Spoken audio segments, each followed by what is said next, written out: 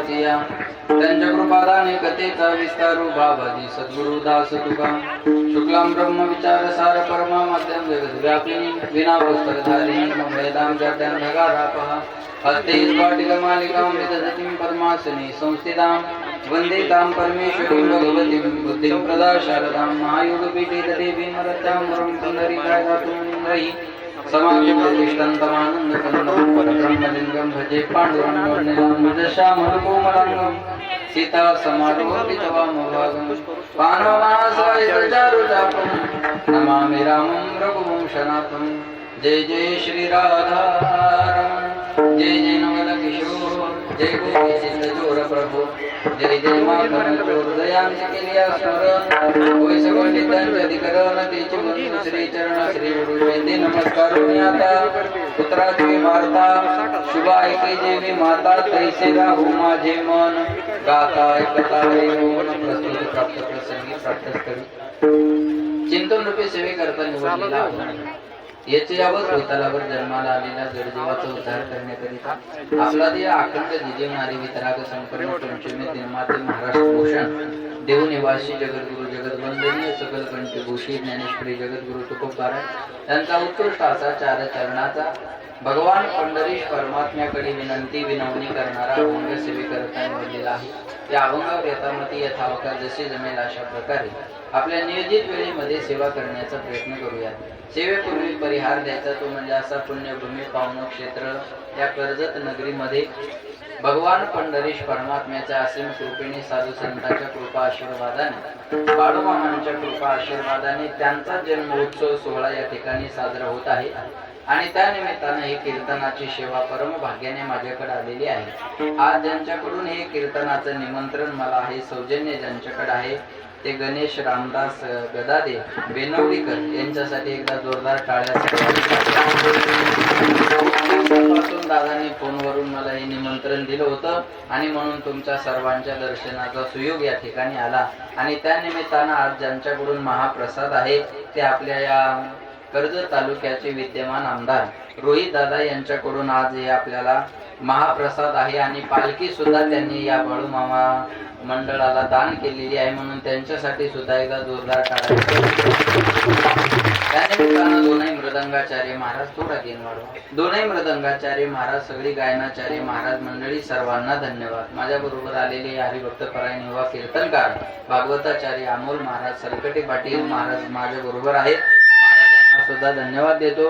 तिकडे आमचे तात्या आहेत गोदर बाबांच्या सप्ताहामध्ये मी अनेक कीर्तन केले, तेव्हापासून तात्या संपर्कात आहेत. तात्यांना सुद्धा धन्यवाद देतो. इकडे आमचे सुनील महाराज आहेत, पोकळी महाराज आहेत, जे विश्वेश्वर सर्वेश्वर आहेत. इकडे महाराजांचे औदुंबर महाराज आहेत, सर्वेश्वर महाराज आहेत, ताई आहेत आणि ही सगळी बाळगोपाळ मंडळी महाराजही आहेत. सर्वांना धन्यवाद. पेटी मास्तर रागण नका पाहू, तुम्हाला बी धन्यवाद. कशाला आपल्याला काम न करायचं का? मला सुद्धा धन्यवाद देतो. जोगदार महाराजांना सुद्धा धन्यवाद. उपस्थित असणारे सगळे श्रोते मंडळी थोडा गेन वाढवायचा. सर्वांना धन्यवाद देतो. सर्वांना एक विनंती आहे, फक्त आपले आपले मोबाईल फ्लाईट मोड किंवा स्विच ऑफ किंवा सायलेंट करून ठेवा. एक तासभर आपल्या मोबाईलला थोडी शांतता द्या आणि सर्वांगाचे कान करून ऐका. जेव्हा जेव्हा भजन येईल तेव्हा हाताने टाळी वाजवा. बिनधास्त मुखाने नामस्मरण करा. एखादा प्रश्न विचारला तर चालतं बोलतं राहा. चुकलं तर चुकू द्या, मी तुमचा काही अपमान करायला आलेलो नाही, पण बोलतं राहा अशी सर्वांना विनंती आहे. ज्यांना उठायचं असेल, गडबड असेल, त्यांनी आताच उठून बाजूला बसा. बाकी सर्वांना बसण्याची क्षमता असेल, बसू शकत असाल तरच मध्ये बसा. हे का उठायचं असेल तर आताच थोडं साईडला बसा, नाही तर मेंढ्याच्या मागे जा. काय तिकडे मेंढ्या चालू नका, इथं डिस्टर्ब करू नका अशी सर्वांना विनंती आहे. पुन्हा एकदा सर्वांना धन्यवाद आणि सेवेला सुरुवात. विठ्ठला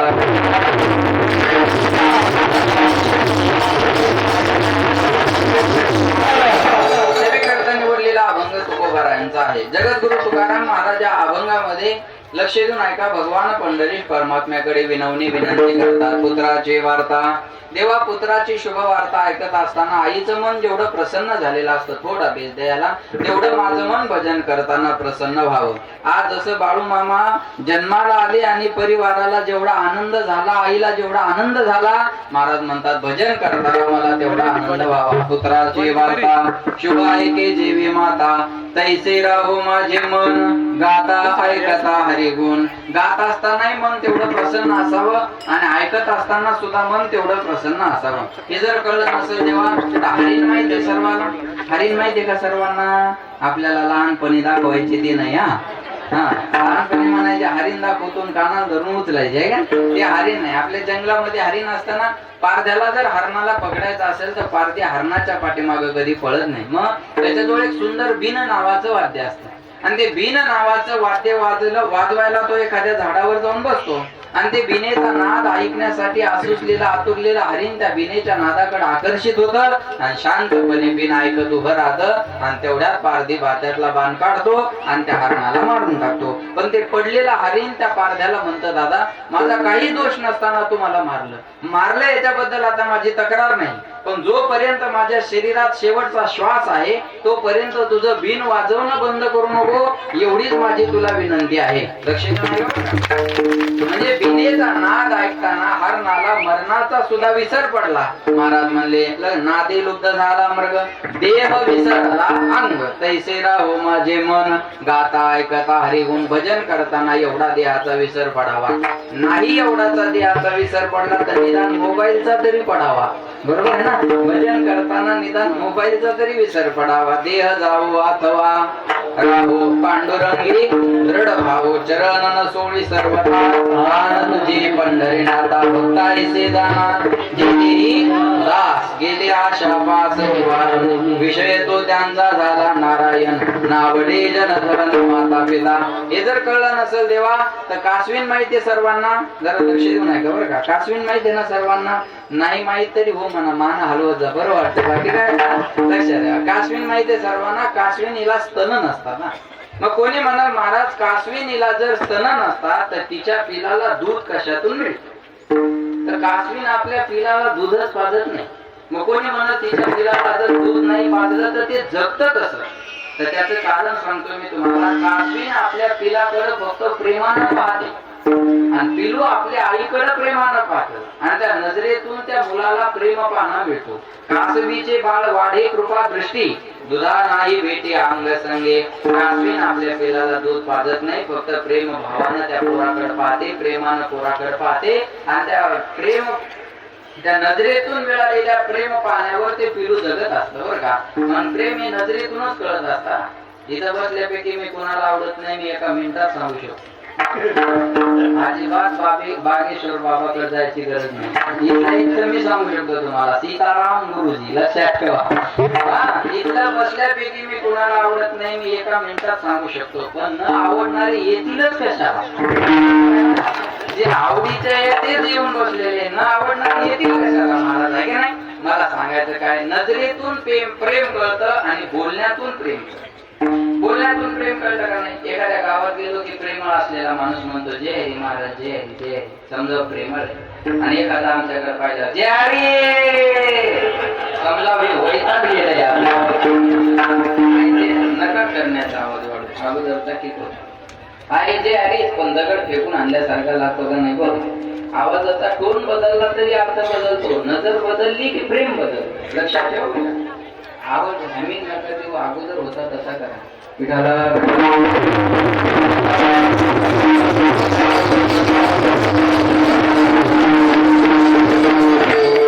इथं बसलेल्यांना ऐकायला आलं बाद झालं दादा. ज्यांना ऐकायचं नाही त्यांच्यावर अत्याचार कशाला करता आवाज वाढून? बरोबर आहे ना? ते बिचारे या आवाजामुळे लांब जाऊन उभे, पुन्हा त्यांच्यापर्यंत नेऊन घालायचं म्हणजे अन्याय आहे का नाही त्यांच्यावर? एवढ्यांना ऐकायला आलं तरी बाद झाला आपल्याला. विठाला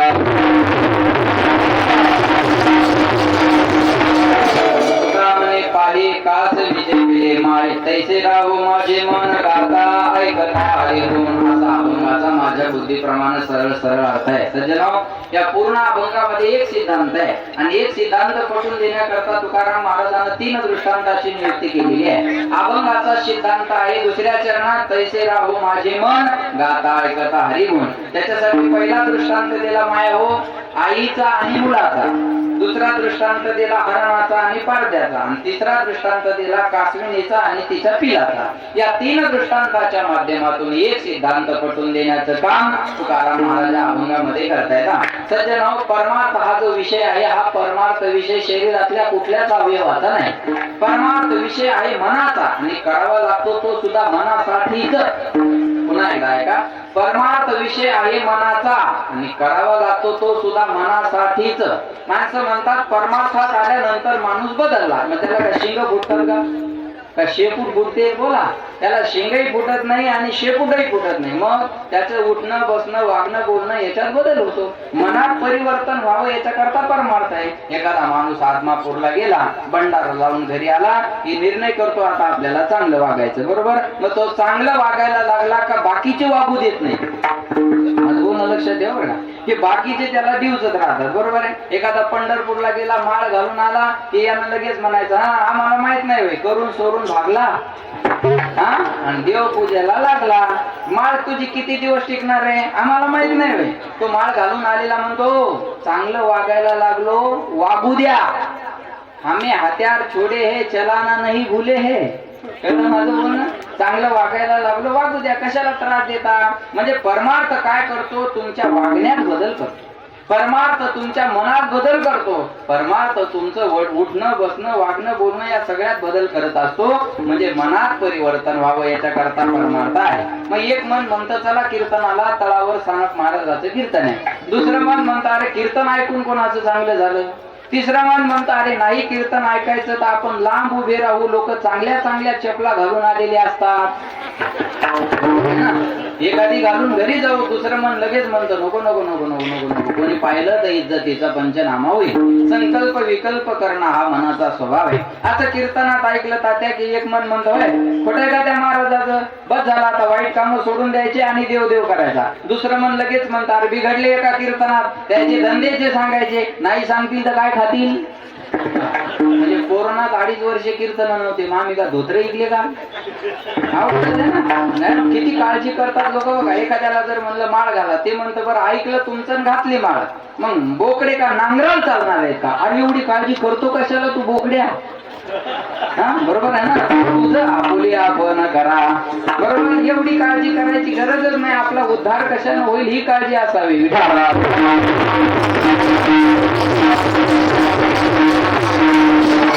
विकल्प विकल्प करणं हा मनाचा स्वभाव आहे. एक मन लक्षित नाही का भगवंत अर्जुनाला म्हणले, अर्जुना तुला माझ्या स्वरूपाची जर प्राप्ती करून घ्यायची असेल तर पहिल्यांदा काय कर, तू मन नेहमीची घरी माझी भजनी प्रेम धरी सर्वत्र नमस्कारी मज एकाते. पहिल्यांदा तुझं मन मला अर्पण कर. बाळू मामाला काय देता तुम्ही? बोला. पैसे देता? त्यानंच तुम्हाला दिले, तुम्ही काय द्यायला देता? बाळू मामाला पैशात मोजू शकतो आपण? नाही. बाळू मामाला मोजू कशात शकतो आपण? कशातच नाही. अंतःकरणातल्या प्रेमानं मोजू शकतो, बाकी कशानच मोजू शकत नाही. कशात? अरे ज्यांनी एवढं मोठं, ज्यांच्या आशीर्वादानं लोकांचं भलं व्हायला लागलं, तुम्ही त्यांना काय पैसे देऊन मोजणार आहे? मग त्यांना गरज आहे तुमच्या मनाची. लक्षित नाही का? त्यांना गरज आहे तुमच्या अंतःकरणातल्या प्रेमाची, आणि ते प्रेम आपण त्या देवाला दिलं पाहिजे. बरं लक्षित नाही का? म्हणून भगवंत म्हणले तुझं मन मला पहिल्यांदा दे आणि सर्वस्वानी मला बस. मयेव मनाधस्वमय बुद्धी निवेश अनविशेषमयेव अथ ऊर्ध्वं संशय. पहिल्यांदा तुझं मन मला दे. पण महाराज म्हणले हे मन देवाकडे यायला तयार होत नाही. मन देवाकडे जायला तयार होतं का? नाही होत. का? चंचल मी मन कृष्ण प्रमाती बलवदृढं तस्याहं निग्रहं मन्ये वायुरिव सुदुष्करं. महाराज म्हणले मनासारखा वेग या जगाच्या पाठीवर कशालाच नाही. त्याला कुठं जायला आणि यायला वेळ लागत नाही.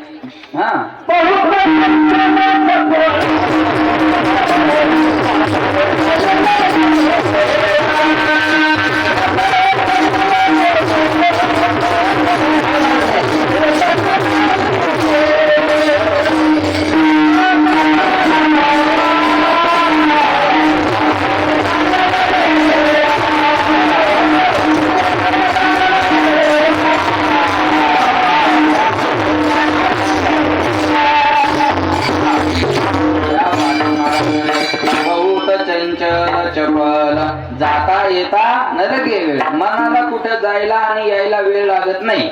मन कीर्तनात बसलेला असलं ना किती चंचल आहे बघा. विठ्ठल विठ्ठल चालू झालं का तेवढ्या टाइमात ऑनलाईन येतं आणि बंद झालं की पुन्हा बंद करतो. किती चंचल मन आहे बघा तुम्ही. मन कीर्तनात जरी बसलेलं असलं तर चपलकडे जाऊन येतं. आहे का? यार चला बा ऐकायला अडचण नाही. बरोबर आहे का नाही? मन कीर्तनात जरी बसलेलं असलं माया होत घरच्या कुलपाला झटका देऊन येतं. माय गडबडीनं निघाले पण झटका द्यायचा विसरला. अख्खं कीर्तन झटक्यात घाल. बरोबर? अख्खं कीर्तन हा मनाचा स्वभाव आहे. बघा इथून जर तुम्हाला दिल्लीला जायचं असेल तर किती वेळ लागेल? जाऊ द्या दिल्लीला नका, आपण मुंबई घ्या जवळच आहे का नाही. इथून मुंबईला जायचं, दिल्लीला कशाला जायचं? दोघ जण गेलेत ना. नाही तुम्हाला जाऊ द्या. मुख्यमंत्री उपमुख्यमंत्री गेले, आपण कशाला जायचं? ते येतील पाहून. आता काय होतं आरक्षणाचं काय नाही त्यांच्यावर सोडून घ्या. आपण इथून मुंबईला जायचं असेल तर बसने किती तास लागतील अंदाजे सांगा. अर्धा तास कमी जास्त झाला तरी चालेल. किती तास लागतील? 5-6 तास लागतील. बरोबर आहे? बसनं जायचं असेल तर 5-6 तासाचा प्रवास मुंबईचा आहे. इथून आमच्या गाडीनं मुंबईला जायचं असेल तर आम्ही 1-4 तासात जाऊ शकतो. बरोबर आहे? इथून जर मुंबईला प्लेनची व्यवस्था असते विमानाची तर किती वेळात गेलो असतो आपण? 15 मिनिटात, 10-15 मिनिटात. आणि कर्जतला विमानतळ होणार आहे. आपण काय आश्वासन देत नाही, खरंच होणार आहे. पण मी मुख्यमंत्री झाल्यावर तुम्ही करा. नाही करून दाखवलं तर आपलं नाव बदला. आम्ही कामानं उत्तर देऊ, लक्षात ठेवा. विरोध करणार नाही. बरोबर आहे का नाही सांगा? विमानाची व्यवस्था असती तर 10-15 मिनिटाचा वेळ आपल्याला मुंबईला जायला लागला असता. बरोबर आहे? पण मुंबईला पुण्याला लक्षात नाही का? मनाला मुंबईला जायला किती वेळ आहे? बरं अहो मुंबई पर्यंत मनेपर्यंत गेलं, गेट ऑफ इंडिया चौपाटी फिरून पुन्हा इथं आलं. मनाला जायला किती वेळ लागणार आहे? महाराज म्हणतात याच्यासारखं चंचल या जगाच्या पाठीवर दुसरं काही नाही. म्हणून म्हणतात मन बडा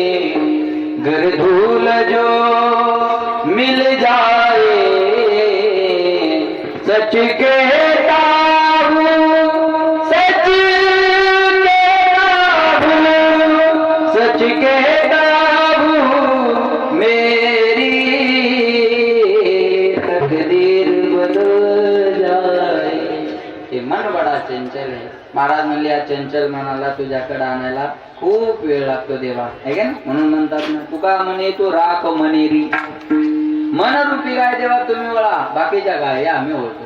राधे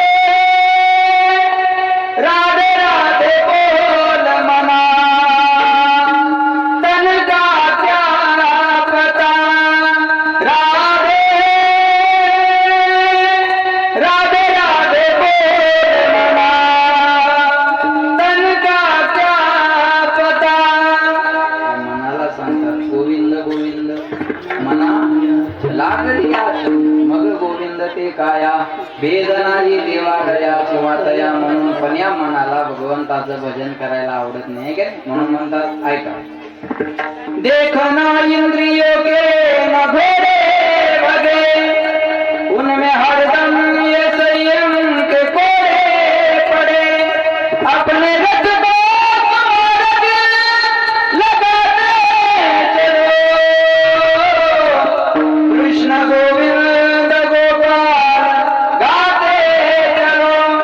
याद आएगी उनको कभी ना कभी, कृष्ण दर्शन को देंगे कभी ना कभी.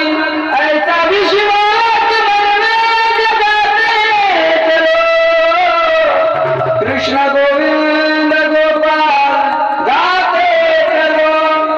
एक ना एक दिवस त्या भगवंताला माझी आठवण येईल, एक ना एक दिवस त्या बाळूमामाची कृपा माझ्यावर होईल, असा मनामध्ये भाव ठेवा आणि वाऱ्या करा.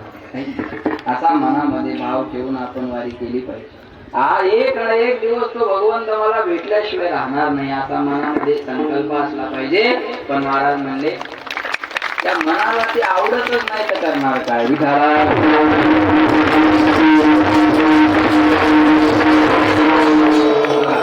विषयाला बळी पाडू, गोड परमार्थ लागे कडू, आणि कडू विषय तो गोडू झाला. महाराज म्हणजे देवाचं नाव गोड आहे पण मनाला घ्यायला आवडत नाही, बरोबर आहे. आणि विषय कडू आहे पण मन सोडत नाही. तुम्ही महाराज देवाचं नाव गोड आहे पण मन घेत नाही. दारू कडू आहे पण मन सोडत नाही. दारू कडू आहे का नाही? जे हंत त्यानं सांगा. महाराज सांगू शकतो तुम्ही सांगू शकत नाही. किती सज्जनपणा ह्या. दारू कडू आहे ना. एकाला बायको रोज म्हणायची दारू पिऊ नका, दारू पिऊ नका, दारू पिऊ नका, दारू पिऊ नका. ते वैतागले एक दिवस आणि बायकोलाच झाकण भर दारू बंद. त्या बाई गेलं किती कडू आहे म्हणे. तो म्हणे तुला आज कळलं काय दुःख मी कसं पचवत असं. एन्जॉय म्हणून थोडाच पितो, बरोबर आहे का. कडू येते पण मन सोडायला तयार होत नाही. आणि देवाचं नाव गोड आहे. अमृताहुनी गोड बोला नाम तुझे देवा, पण मन माझे केशवा काबाने घे. अमृतापेक्षा देवाचं नाव गोड आहे ना. जीवे गोड तीन अक्षराचा, अमृत दयाच पिके पुढे. अमृत है हरि नाम जगत में, इसे छोड़ विषय विष पीना क्या. हरि नाम नहीं तो जीना क्या. तुम्ही जीना क्या म्हणा, मी बाकीचं म्हणतो. हरि नाम नहीं तो जीना क्या, हरि नाम नहीं तो, हरि नाम नहीं तो यहाँ कहाना क्या. हरि नाम नहीं तो जीना क्या. काल सदा अपने रस घोले, ना जाने कब सिर चढ़ बोले. हरि का नाम जपो निश्वासर, अब इसमें साल महीना क्या. हरि नाम नहीं तो जीना क्या. भूषण से स्वांग सजावे, रसना पे हरि नाम नावे. देह पड़ी रह जाए यहीं पर, फिर कुंडल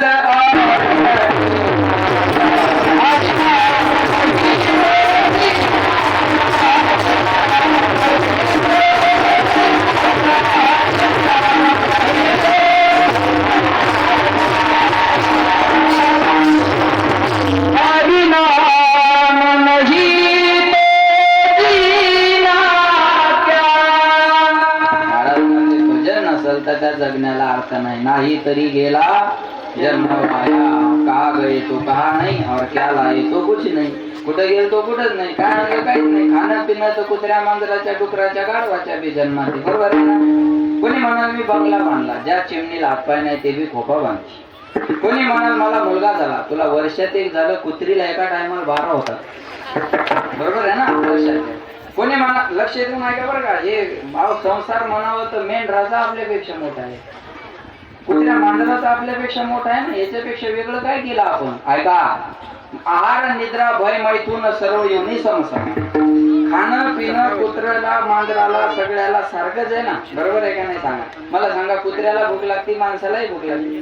कुत्र्याला भूक लागली की कुत्रा मालका पुढे जाऊन गोंडा बोलतो, माणसाला भूक लागली की माणूस बायको पुढं. भूक लागणं सगळ्याला सारखं आहे, पण भजन सगळ्याला नाही करता येणार. मग महाराज म्हणले यात देही कडे देवाचे भजन, म्हणून म्हणतात कधी लागेल रे वेड्या तुला घोडे घोडे घोडे अभंगाचे बघून घे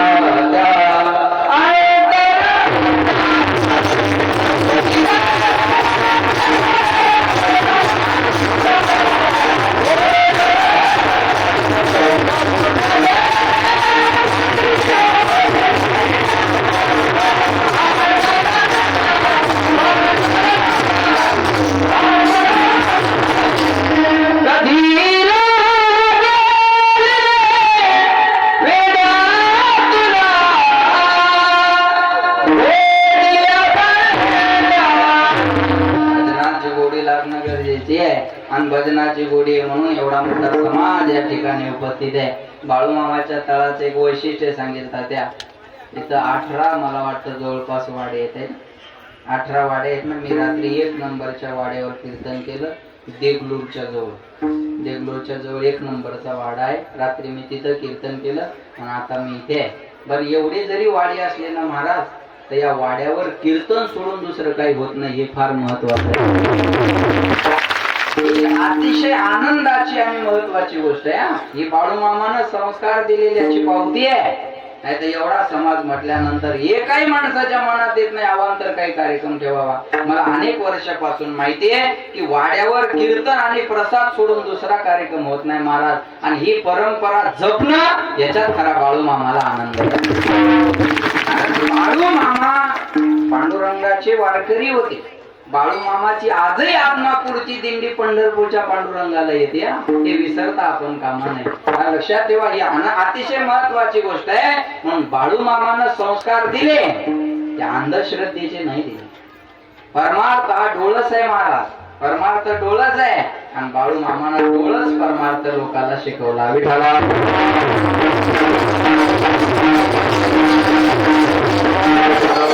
भजनाची गोडी आपल्याला लागणं गरजेची आहे. म्हणून महाराज म्हणले पण ते भजन करायला मनाला आवडत नाही. ऐका बरं का, भजन करायला मनाला आवडत नाही. ऐका लक्ष देऊन. काय काय करी तो या मना परिनायके नारायणा, करू नये त्याची करी विवंचना, निवूपतना आदरिले. मन करायचं नाही असं नाही, मन एक क्षण सुद्धा शांत राहत नाही. तुम्हाला सांगू का, मन किती चंचल आहे. ते मॅटवर जरी बसलेले असलं ना, बसल्या बसल्या त्या दोरे बाजूला करत राहत. तुम्ही बघता नाही करायला चिमटा तरी घेऊन येईल, काहीतरी करल. मन एवढं चंचल आहे.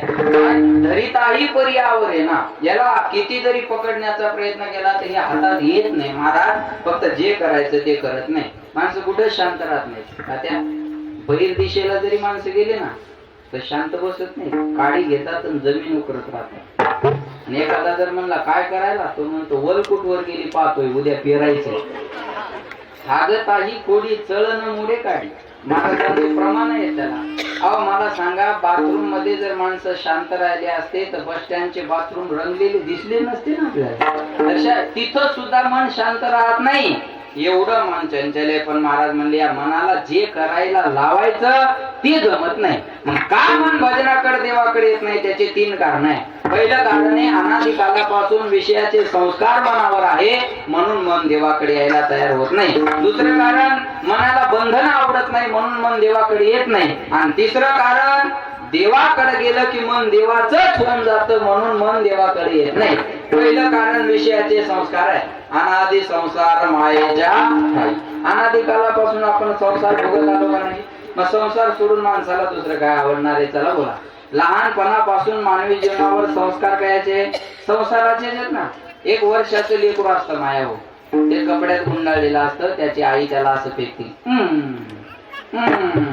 तुला मामाची पोरगी बायको करायची, दम धर, मोठं होऊ दे, कोणाची करायची कुठून आणायची तू सांगायचं काम पडणार आहे का? सांगा. 1 वर्षाच्या लेकराला बायको कळत असते का? बोला बोला बोला ना माय, तुम्हाला बोलता येतं ना? मग जोरात बोला. नवऱ्याला जेवढं जोरात बोलतात तेवढंच जोरात बोला. त्याचा आवाज एका मिनिटात दाबते म्हणा महाराज. कशी बोलू तशीच बोल महाराज. 1 वर्षाच्या लेकराला बायको कळत असते का? लहानपणापासून त्याला बायको बायको बायको कोण शिकवली? आईनं. बरं करून कोणा द्यायला लावली?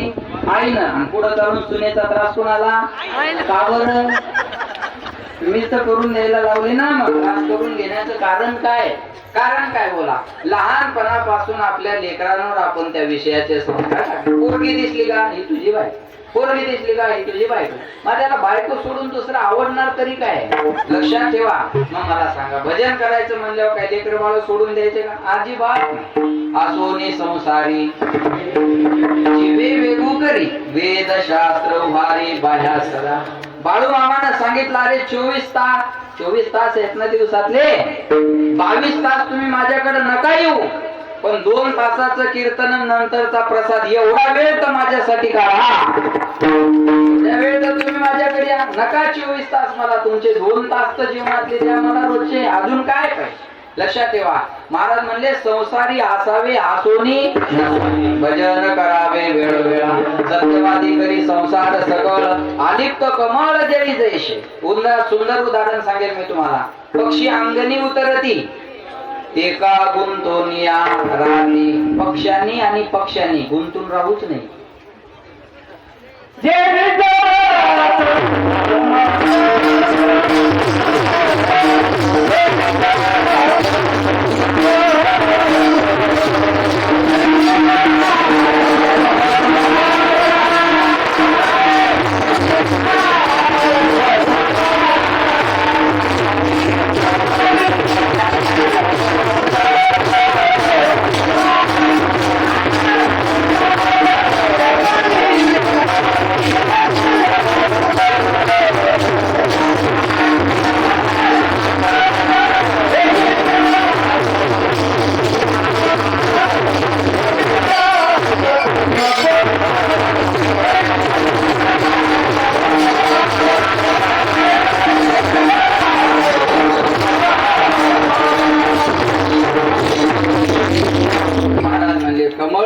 पाण्यामध्ये राहतं पण पाण्याशी त्याचं तादात्म्य नसतं. असं माणसानं संसारात असलं पाहिजे.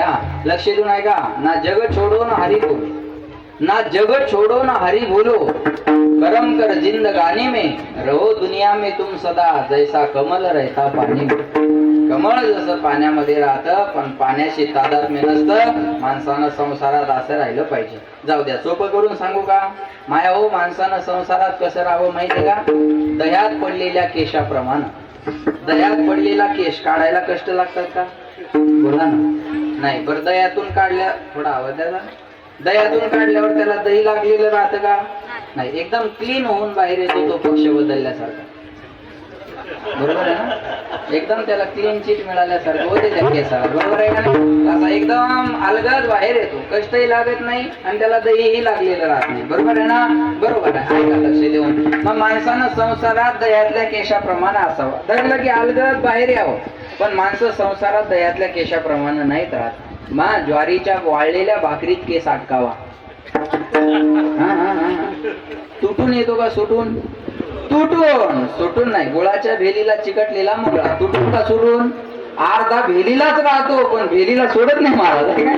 तुटून येतो पण सुटून येत नाही. मग आता सांगा, वाळलेल्या ज्वारीच्या भाकरीतला केश काढायचा कुठला बी नाही पाहिजे आणि कष्ट बी नाही झाले पाहिजे. शहाणे माणसं पहिल्यांदा भाकरीवर पाणी मारतात आणि भाकरीला ओलं करतात आणि भाकरीवर पाणी मारलं की भाकर काय होते, नरम. आणि भाकर नरम झाली की केस धरला की असा अलगद बाहेर येतो, तुटत बी नाही आणि कष्ट बी होत नाही. मग आता या विषयातल्या मनाला आपल्याला इकडं आणायचं, पण हे वाळलेल्या भाकरीतल्या केशासारखं पक्क अटकून बसलेलं आहे. मग ते एकदम इकडं नाही येणार. मग त्याच्यावर हळूहळू जसं भाकरीवर पाणी मारलं तसं या मनावर भक्तीचं पाणी मारा. आणि या मनाला एकदा भक्तीचा ओलावा मिळाला की हे मन श्रीगोंद्यावरून बी कीर्तनाला येतो. या मनाला भक्तीचा ओलावा मिळाला की हे मन पुण्यावरून बी इथं गणेश दादा येत. या मनाला भक्तीचा ओलावा मिळाला की हे मन कुठून सुद्धा कीर्तनाला आल्याशिवाय राहत नाही. हळूहळू ढाळे ढाळे एकदम आवड थोडी लागणार आहे, हळूहळू हळू लागणार आहे महाराज. विषयाच्या संस्कारामुळे मन देवाकडे येत नाही पहिलं कारण. दुसरं कारण काय, मनाला बंधन आवडत नाही. आज बंधन नको आहेत कुणाला, कुणालाच बंधन नको आहेत. परमार्थ म्हणले की बंधन आहे, माळ घातली पाहिजे, माळ गळ्यात असली पाहिजे, हे पहिलं बंधन आहे ना. माळ असली पाहिजे, कपाळाला गंध असला पाहिजे, आषाढी कार्तिकीची वारी केली पाहिजे, तुळशीला पाणी घातलं पाहिजे, हरिपाठ म्हटला पाहिजे. पण आवडतं का माळ घालायला? माळ घालायला आवडत नाही. पण एक वाक्य बोलतो मी तुम्हाला, गळ्यात जर सोन्याची चैन असेल तर चोराचं लक्ष तुमच्यावर जाईल. गळ्यात सोन्याची चैन असेल तर चोराचं लक्ष तुमच्यावर जाईल.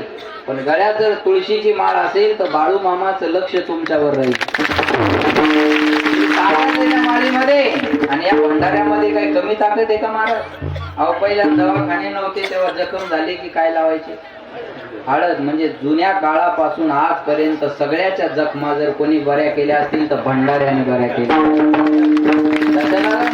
भंडाऱ्याने बऱ्या केलेल्या आहेत त्यांना महाराज. लक्ष देऊन ऐका, मी सांगेल. गंधामध्ये कमी लागत आहे. मी पंढरपूरला गेलो, माझ्या समोर एक स्टँडर्ड माणूस गंध विकत घेत होता आणि गंध विकत घेतल्यानंतर त्या गंधावाल्याला म्हणे, का हो याची एक्सपायरी डेट काय आहे? 2 डेट असतात ना, मॅन्युफॅक्चरिंग आणि एक्सपायरी. याची एक्सपायरी डेट काय? तो गंध विकणारा म्हणे, हो या गंधाला एक्सपायरी डेट नसते म्हणे. तो म्हणे कसं काय? अहो म्हणे तुम्हाला अजून सांगू का, या गंधाला तर एक्सपायरी डेट नाहीच आहे, पण तुम्ही जर हा गंध रोज कपाळाला लावला तर तुमची एक्सपायरी डेट वाढवून मिळत, एवढी ताकद या गंधामध्ये आहे.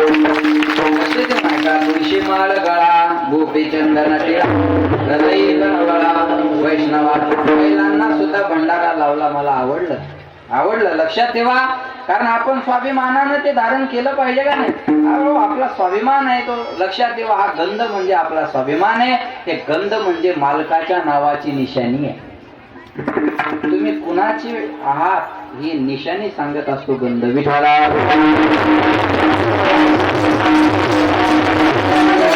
मनाला आज बंधन आवडत नाही. बंधन आवडतात का? नाही ना आवडत. आज लग्न जरी असेल ना, तो पोरगी पप्पाला म्हणते, पप्पा मी लग्न करते पण मला पहिलं त्याच्याशी बोलायचंय. म्हणजे कोणाशी?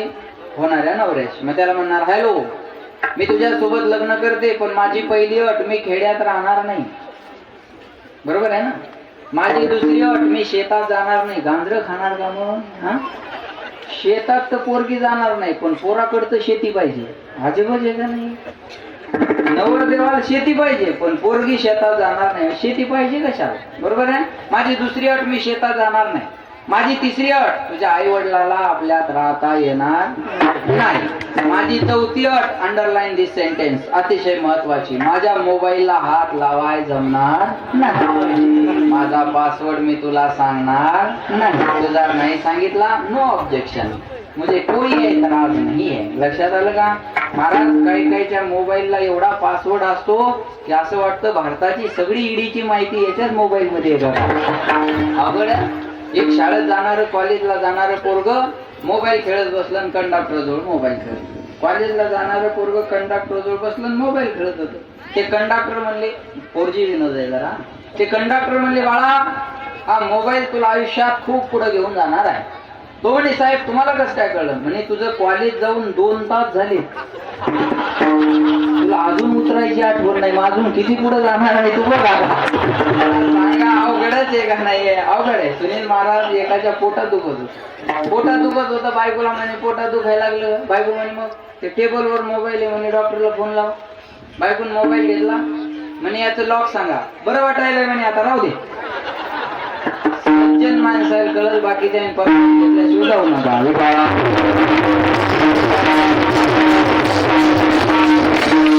बंधन नको आहेत कोणाला, बरोबर आहे का नाही? प्रत्येकाला प्रायव्हसी पाहिजे ना. Do not disturb. कंपनीचा फोन यायला लागला तर आपण त्यांना फोन करतो, तुमच्या कंपनीचा फोन मला आला नाही पाहिजे. Do not disturb. लक्षात ठेवा, बंधन मनाला नको आहेत. आणि तिसरं कारण, मन एकदा देवाकडे गेलं की देवाचं होऊन जातं. देव पावया गेलो, देव पावया गेलो, येताने दुसऱ्याची चप्पल घेऊन आलो. बरोबर आहे ना? काही माणसं कीर्तन भजन ऐकतात पण बदलत नाही. आपण एखाद्याच्या कपाळाला गंध बघावा, आपल्याला वाटतं सज्जन माणूस, आपण त्याच्या बायकोला म्हणावं बाई तुम्ही भाग्यवान आहात. का बाबा? तुमचे मालक बघा ना किती सुंदर गंध लावतात. ती बाई म्हणते महाराज तुम्ही त्याच्या गंधावर जाऊच नका. ते रोज कीर्तनाला गेले की नवीन चप्पलचा जोड घरी घेऊन येतात. तुम्ही त्यांच्या गंधाकडे काय बघतात? त्यांनी दुसऱ्याच्या संडास मध्ये उभं राहून फोटो काढला, सरकारचे 12,000 रुपये उचलून घरी आणले. त्यांच्या गंधाकडे काय बघता? एकटा सरपंच गाव बदलू शकत नाही आणि एकटा पंतप्रधान देश बदलू शकत नाही. आज लोकांच्या इमानदारीचा विचार केला ना, लोक एवढे इमानदार आहे इथं पानपोईवरचा ग्लास सुद्धा साखळीने बांधून ठेवावा लागतो, एवढे इमानदार माणसं. मंदिराच्या बाहेर सूचना असतात पादत्राणे बाहेर काढा, बस मध्ये सूचना असतात थुंकू नका. त्या सूचना म्हणजे आपण सुज्ञ असल्याची पावती, आपण सुज्ञ असल्याची पावती. महाराज एक ते राजकारणी लोकच भ्रष्ट असतात असं म्हणणं 100% चुकीचं आहे. कधी आपण पण आपलं परीक्षण निरीक्षण केलं पाहिजे. माणसाचा स्वभाव कसा आहे माहिती आहे का? माणूस आंघोळीला गेला सुनील महाराज का 1 रुपयाची शॅम्पूची पुडी घेऊन जातो, आणि 1 रुपयाची शॅम्पूची पुडी गरीब माणूस असू द्या श्रीमंत माणूस असू द्या आखी लावत नाही. अर्धी आज लावतो आणि अर्धी बोला ना अर्धी उद्या जरा ठेवतो. काटकसर करतो का नाही? त्या हातावर जर जास्त पडली तर पुन्हा पुढीच घालतो तो. बाथरूम मधला तसा CCTV काढायला पाहिजे एकदा. पुन्हा पुढीच घालतो, पण त्या पुढीत जात नसते चिपकल्यामुळे ते तोंडाने फुकतो आणि त्या पुढीत घालतो तो. म्हणजे 1 रुपयाची शॅम्पूची पुडी अर्धी आज लावतो आणि अर्धी उद्याच्या ठेवतो, पण 300चा खंबा एका दमात आणतो. याचा विचार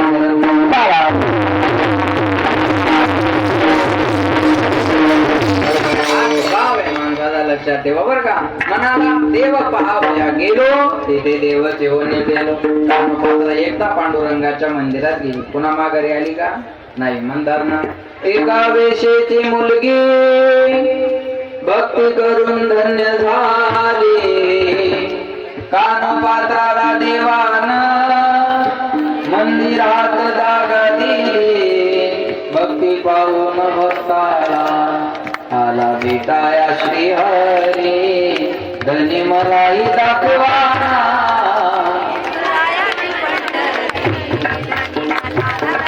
धनी मलाही दाखवाना. वा, लक्षात ठेवा. कानपात्र एकदा मंदिरात गेली, पुन्हा माघारी आली नाही, कारण देवाकडे गेलं का देवाचंच मन होऊन जातं.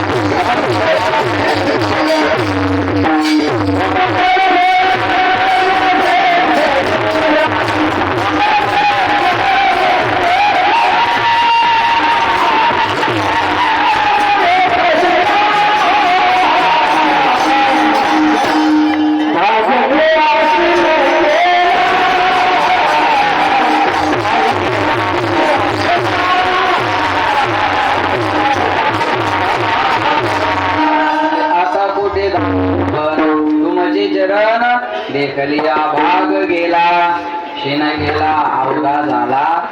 तुम्ही थकून भागून जरी इथं आल्या तळावर एकदा बाळू मामाचं दर्शन घेतलं की भाग गेला शेण गेला अवघा झाला आनंद. महाराज म्हणले लालचावले मन लागले शेगुडी ते जीवे न सोडी आयसे झाले किंवा परत माघारी येत नाही किंवा घेत नाही. महाराज म्हणले देवा देवा माझे मन लागो तुझे चरणी संसार व्यसने पडोने दे माझे चित्त तुझे पायी राहायचे करी काळी धरून या बाई भवा तारी दातारा. देवा माझ्या प्रयत्नानं माझं मन तुझ्याकडे यायला तयार नाही पण माझं मन तुझ्या भजनामध्ये तल्लीन झालं पाहिजे. हे कसं जसं आई पुत्राची शुभ वार्ता ऐकल्यानंतर आईच्या मनाला जेवढा आनंद होतो भजन करताना मला तेवढा आनंद झाला पाहिजे.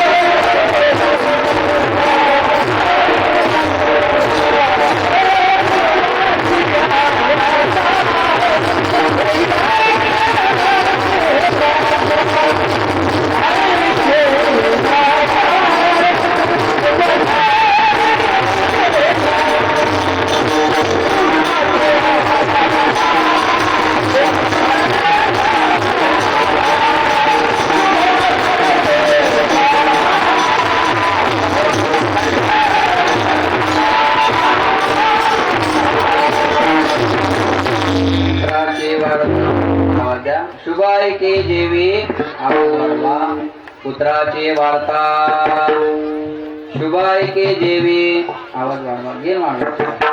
शुभाय के जेवी माता पुत्राची शुभ वार्ता ऐकत असताना आईचं मन जेवढं प्रसन्न झालेलं असतं तेवढं माझं मन भजन करताना प्रसन्न व्हावं. थोडं लक्ष देऊन ऐका बरं. झालं माझ्याकडे थोडा वेळ आहे. सर्वांगाची काम करण्याची एवढी विनंती. या जगाच्या पाठीवर सगळ्यात मोठं प्रेमाचं पात्र जर कोणतं असेल ना त्याचं नाव आई आहे. मी सांगेन मुलीचं माहेर कुठपर्यंत चांगलं आहे जोपर्यंत आई जिवंत आहे तोपर्यंत माहेर चांगलं आहे. एकदा आई गेली की माहेरचे दरवाजे तिच्यासाठी बंद आहे. जिची आई गेली तिला आईची किंमत विचारा. ज्याच्या जीवनातला बाप गेला ना त्याला बापाची किंमत विचारा. लहानपणी मायेचा हात ज्याच्या अंगावरून फिरला नाही त्याला आई काय असते विचारा. आणि लहानपणी बापाचं छत्र नाहीसं झालं आणि घरच्या जबाबदाऱ्या अंगावर पडतात ना त्याला बाप काय असतो विचारा. विचारा बापाची किंमत सध्या उद्धव ठाकरे साहेबाला. विचारा बापाची किंमत सध्या पंकजाताई मुंढेला. अरे महाराष्ट्र विकत घेण्याची ज्यांची ताकद आहे ते बापाची उणीव भरून काढू शकत नाही का. ती बापाची उणीव भरून काढू शकत नाही. मग सांगेल तुम्हाला जीवनामध्ये दोन गोष्टीला घाबरा. एक पाप आणि दुसरं बाप. जो पापाला घाबरला त्याचा परमार्थ चांगला आणि जो बापाला घाबरला त्याचा प्रपंच चांगला. आपला बाप कसाही असू द्यावं दरवाजात जरी बसलेला असला ना महाराज कोण्या पाप्याची नजर आपल्या घराकडे जात नाही. खिशात असला ना कोण्या पाप्याची नजर आपल्या घराकडे जात नाही.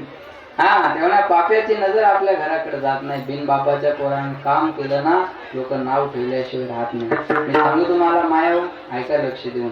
चेहरा पाहिल्यावर प्रेम करणारे जगात खूप माणसं मिळतील. गुन्हा पाहिल्यावर प्रेम करणारे जगात खूप माणसं मिळतील. पण चेहरा न पाहता गुन्हा अवगुण न पाहता 9 महिने 9 दिवस जगात येण्याच्या अगोदर पोटातच जी आपल्यावर प्रेम करते ना तिला आई म्हणतात.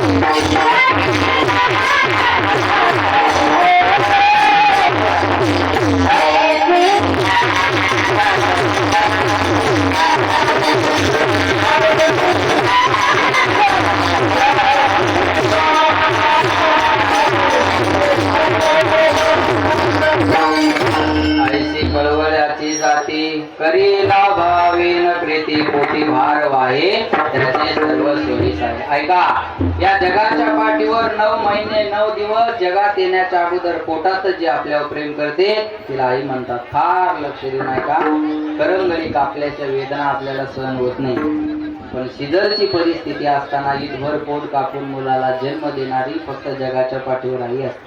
थोडा मोठा उपकार आई सोडून आपल्या जीवनात कोणी करणार नाही. ऐका, या जगाच्या पाठीवर चुकीला कोणत्याच अदालत मध्ये माफी नाही, पण एक अदालत अशी आहे तिथं माणसाचे सर्व गुन्हे माफ केले जातात, त्याला आईची अदालत म्हणतात. आईच्या अदालत मध्ये गुन्ह्याला शिक्षा मिळत नाही. कोणत्याच गुन्ह्याची शिक्षा आईच्या अदालत मध्ये आपल्याला मिळत नाही. मी अजून सांगेन तुम्हाला, लक्षात घ्या, प्रतिमा में भगवान नहीं होते, प्रतिमा में भगवान नहीं होते, लेकिन प्रतिमा में भगवान जरूर होते हैं. प्रत्येक आईमध्ये देव असतो. मी सांगत नाही, मातृदेवो भव, पितृदेवो भव, आचार्य देवो भव आणि अतिथी देवो भव. अतिथी देवो भव असतात म्हणून कोल्हापूरवरून कर्जतला जरी बाळू मामाचा वाडा आला तर त्याची देवासारखी पूजा केली जाते. महाराज, अतिथी देवो भव. लक्षात येत आहे. मी सांगेल बघा तुम्हाला, या जगाच्या पाठीवर सगळ्यात मोठं प्रेमाचं पात्र आई आहे. माया हो, बाळांत हा शब्द आहे ना, बाळांत हा शब्द कसा तयार होतो माहितीये? झालं व्यवस्थित तर बाळ, नाही तर अंत, याला म्हणतात बाळांत. आई जेव्हा मुलाला जन्म देते ना तेव्हा आईचा सुद्धा पुनर्जन्म होत असतो. पंढरपूरचा पांडुरंग परमात्मा 28 युग झाले आपल्याला उभा पाहायला मिळतो. का? पुंडलिक रायामुळे. बरोबर आहे. पुंडलिक रायानं काय केलं होतं? पुंडलिक रायानं आई वडिलांची सेवा केली होती. सकळ तीर्थाची जे का माता शिकरे तया सेवेशी केली शरीरे लोन कीजे. म्हणून माय बाप केवळ काशी तेने न जावे.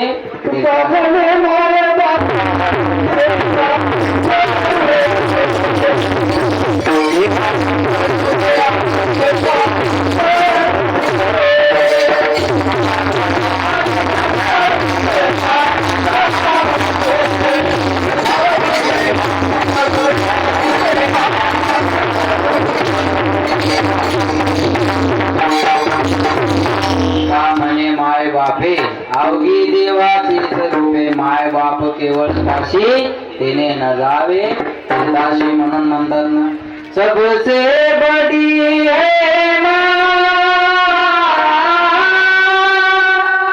सबसे बड़ी है माँ, माँ से बढ़कर कोई नहीं है, माँ देती है दुआ, सबसे बड़ी है माँ, सबसे बड़ी है माँ, कौन बड़ा दुनिया में माँ की जगह सजा तू दे दे, क्या होती है माँ आज, माँ होती है माँ. जगाच्या पाठीवर सगळ्यात मोठं प्रेमाचं पात्र जर कोणतं असेल ना त्याचं नाव आई आहे. या मायांना 8 दिवसातून 4 दिवस उपवास असतात. बरोबर आहे ना. पण यांनी धरलेला उपवास स्वतःसाठी कधीच नसतो. एक तर मुलासाठी, मुलीसाठी, नाहीतर नवऱ्यासाठी. पण यांनी धरलेला उपवास स्वतःसाठी कधीच नसतो. ते सांगेल तुम्हाला, लक्षात ठेवा. या जगाच्या पाठीवर सगळ्यात मोठं प्रेमाचं पात्र हे आहे. आणि ज्याच्या जीवनातली आई गेली त्याच्या जीवनातला मायेचा सागर आटला म्हणून समजा. बर, गुणवान पोरावरच आई प्रेम करते का? अवगुण्यावर तर त्याच्यापेक्षा जास्त करते. अवगुण्यावर त्याच्यापेक्षा जास्त प्रेम करते. बाळू मामा लहानपणी आगाऊ होते. तुम्हाला बाळू मामाचं चरित्र माहिती? 8 वर्षाचे होईपर्यंत बाळू मामा घरातल्या कोणाचं काहीच ऐकत नव्हत्या. पण एवढे जरी असले ना, बाया गाणं सांगायला यायच्या. सांगा तुमच्या बाळाप्पाला, बाळाप्पा नाव होत आहे, सांगा तुमच्या बाळाप्पाला काहीतरी. तेव्हा बाळू मामाची आई सुंदरा देवी म्हणायची, अगं माझ्या पोराचं गाणं करू नका, माझं पोरग कसं आहे.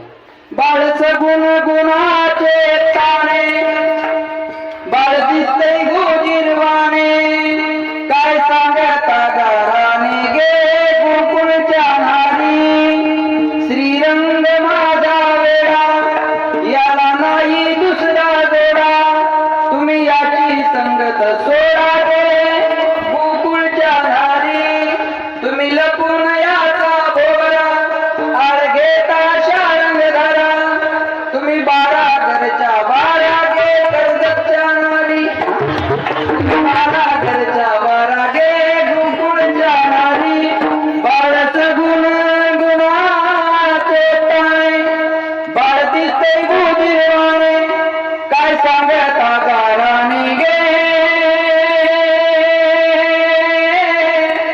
गोकुळच्या नारी. माझ्या पोराचं गाणं सांगतात अवगुण्यावर सुद्धा आई तेवढंच प्रेम करते. माझ्याकडे लक्ष द्या, काहीच नाहीये तिकडं, वेळ आहे अजून भाजी शिजायला. मी सांगतो तुम्हाला वास आला की बरं का, आम्ही पण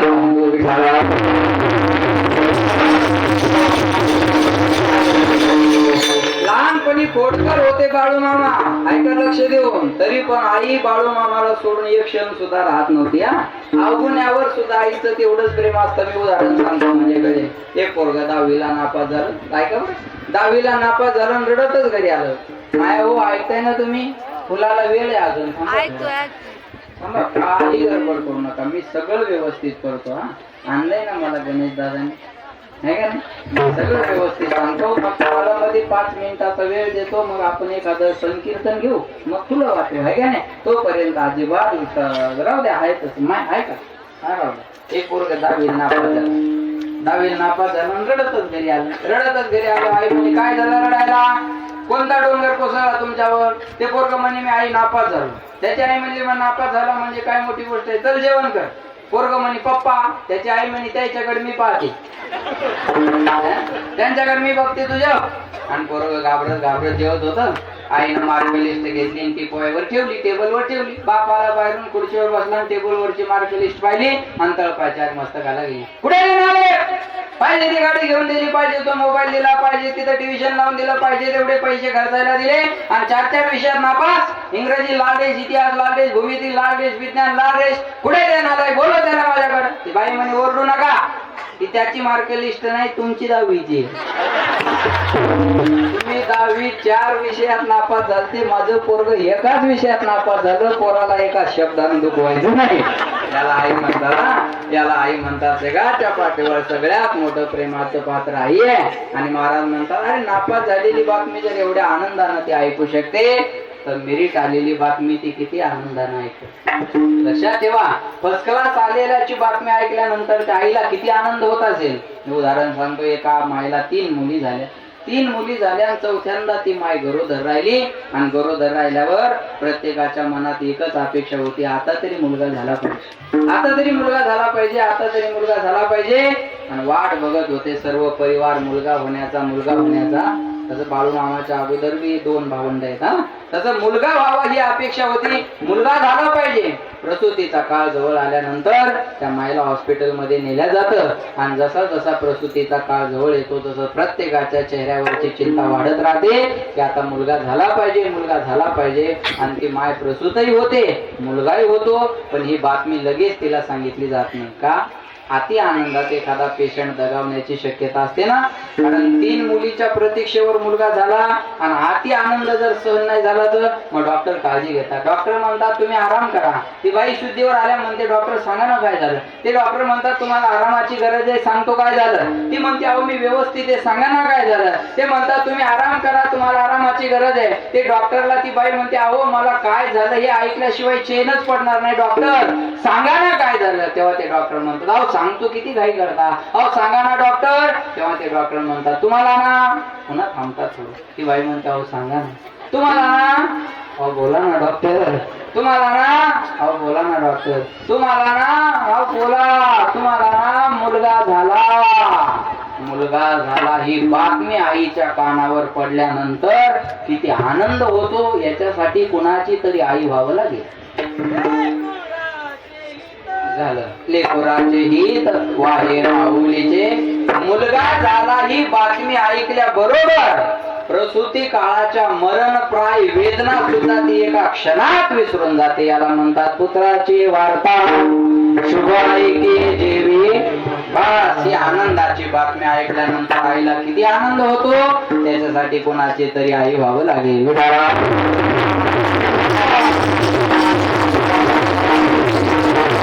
महाराज म्हणतात एवढा आनंद मला झाला पाहिजे कधी कधी भजन करताना.